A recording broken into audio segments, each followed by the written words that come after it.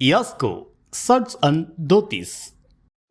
மாண்புமிகு முதல்வர் அவர்களே, நீங்கள் லயோலா கல்லூரியுடைய மாணவர், நானோ புதுக்கல்லூரியின் மாணவன்.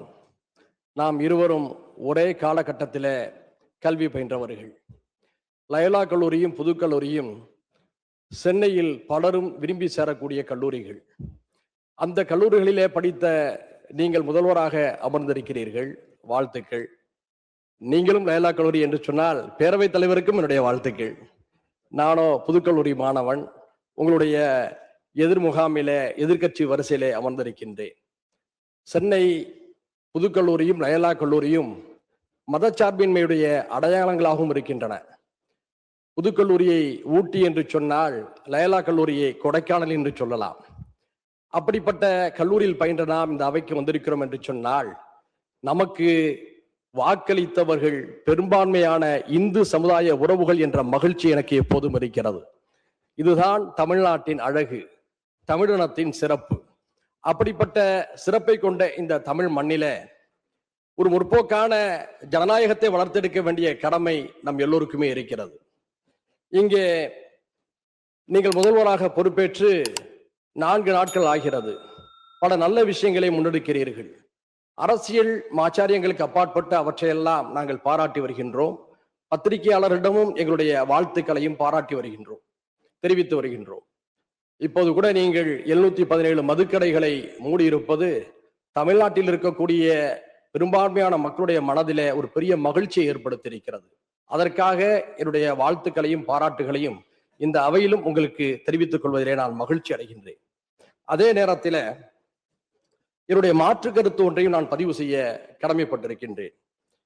தங்களுடைய அரசியல் பிரிவுடைய சிறப்பு அதிகாரியாக ரிக்கி ராதன் பண்டிட் என்பவரை நீங்கள் நியமித்திருக்கிறீர்கள்.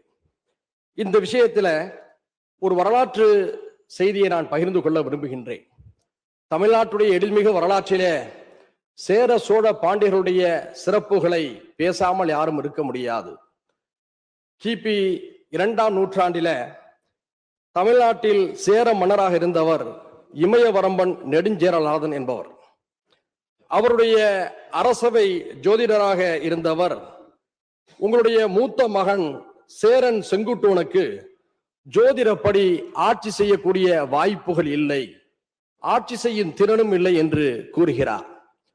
உடனடியாக அடுத்து அவர் சொல்வது, அவருடைய தம்பி இளங்கோவடிகளுக்குத்தான் அந்த ஆட்சி செய்யக்கூடிய கட்டம் ஜோதிடத்திலே தெரிகிறது என்று சொல்கிறார்.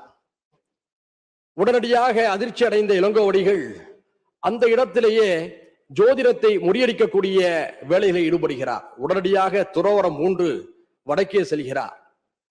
அந்த நேரத்தில் ஜோதிடர் மறுதளித்த சேரன் செங்குட்டுவனுக்கு முடிசூட்டு விழா நடக்கிறது.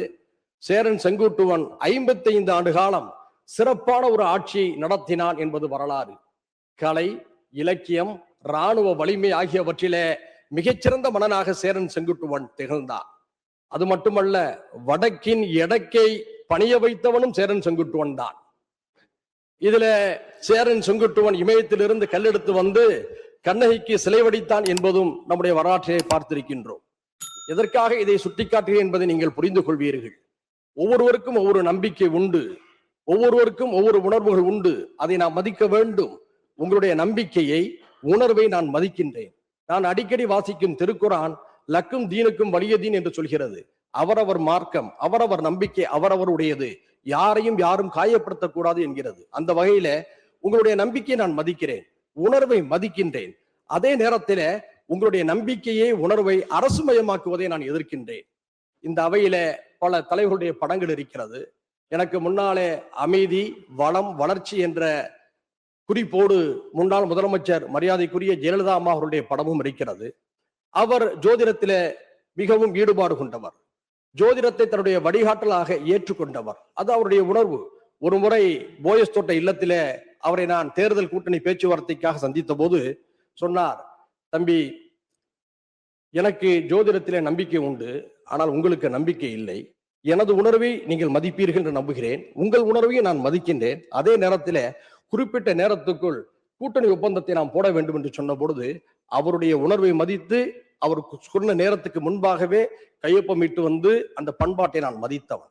அந்த வகையிலே உங்களுடைய உணர்வை மதிக்கின்றேன். ஆனால் ஜோதிடத்தை அரசு மயமாக்குவதை ஏற்க முடியாது என்பதை இந்த நேரத்திலே மாற்று கருத்தாக தெரிவித்து, உங்களுடைய நம்பிக்கை கோரும் இந்த விவாதத்தில என்னுடைய எதிர் நிலைப்பாட்டையும் தெரிவித்து அமர்கிறேன். நன்றி.